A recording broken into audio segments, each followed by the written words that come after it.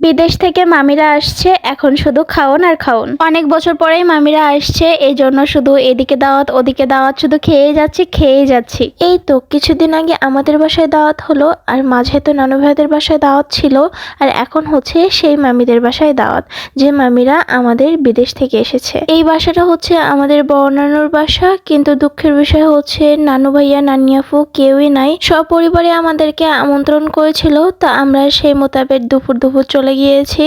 আর এখানে আমার আসা হয়েছে প্রায় 2-3 বছর পর। খুব একটা আসা হয় না, কারণ নানু ভাইরা মারা যাওয়ার পর থেকে আর আসা হয় না। তার আগে 2-1 বার করে আসা হতো। মামিরা তো পুরো বাইরের উঠোনটা অনেক সুন্দর করে সাজিয়েছে, চারিদিকে প্যান্ডেল, সাথে টেবিল চেয়ার। মামিরা যখন দাওয়াত করেছিল তখন আমার জামাই বাসায় ছিল, তো সে কখনো এখানে আসেনি, এজন্য আমি চারিপাশটা তাকে ঘুরিয়ে দেখাচ্ছিলাম।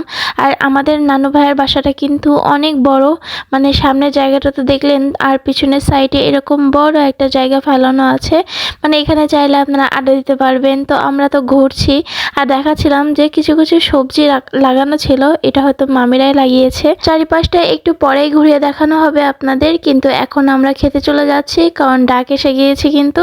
তো আমরা সবাই মিলে বসে পড়ছি খাওয়া দাওয়া করতে। এখানে তো আমাদের এত লোক দেখে আমার খুব ভালো লাগছিল। মামিরা একে একে এসে পরিচয় হচ্ছিল, কথা বলছিলাম, গল্প করছিলাম, খুব ভালোই লাগছিল।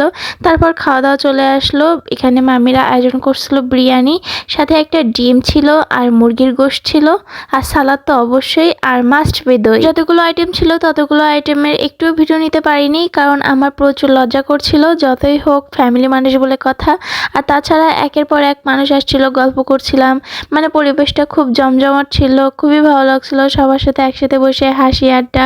এই যে আমি একটু হাই দিচ্ছিলাম, আর আজকে তো আমি অনেক সুন্দর করে সেজেছি, মানে একদম পুরো একটা বউ লোকে সেজেছি, কিন্তু আপনারা তো দেখতে পাচ্ছেন না। তো সেদিনটা আমাকে অনেক ভালো দেখাচ্ছিল। কেউ প্রশংসা না করলে নিজের প্রশংসা নিজেই করতে হয়। তো এখানে মামা আব্বুরা নানুরা সবাই খেতে বসেছে। আর এই যে দেখুন বিরিয়ানিটা এত জোস হয়েছিল, আমার তো খুব ভালো লাগছিল। 2 পিস বড় বড় গোশত ছিল, এক্সট্রা আরও মাংস দিচ্ছিল, ডিম ছিল, সাথে মুরগির গোশত ছিল, সবই তো বলেছি।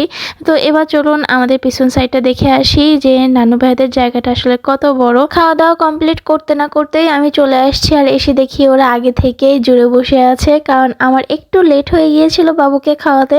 আর আমি যেই ক্যামেরা বের করি এরা সবগুলোই মুখ ঢেকে দেয়, কেন আমি জানি না। আর যাই হোক, এখানে দেখছি আমার বোন ভাইয়া, সাথে আমার মামির শালি, আর আমার জামাই তো বসে ফোনে লুডো খেলছে। মানে খুব সুন্দর একটা পরিবেশের ভিতরে লুডো খেলার মজাই কিন্তু আলাদা। আমি আগে আসলে আমি ওখানে জয়েন করতে পারতাম, কিন্তু ভিডিও করবে কে। আর এই যে আমি একটু আমার মামুনির সাথে হাঁটছি, হ্যাঁ এটা হচ্ছে আমার লিটিল মামুনি, মানে আমার ছোট্ট। তো যাই হোক, আমি এখানে সুন্দর পরিবেশটা দেখাচ্ছিলাম, আর আমার কাছেও এত ভালো লাগছে, মনে হচ্ছিল যে এটা যদি আমার বাসা হতো, আমি সারাদিন এখানে একটা চেয়ার নিয়ে বসে থাকতাম, বাতাস খেতাম, কি যে শান্তি। আর গরমকালে তো এখানে বসে থাকলে আরও শান্তি আর শান্তি।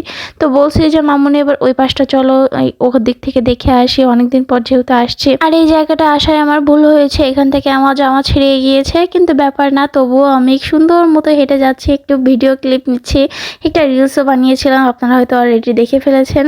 তো এই যে দেখুন কত সুন্দর, একটু ঢং টং করে আমরা এখন বাসায় চলে যাচ্ছি। আপনাদের কাছে ভিডিওটা কেমন লেগেছে জানাবেন কিন্তু, আর শেয়ার করে দিবেন। আল্লাহ হাফিজ।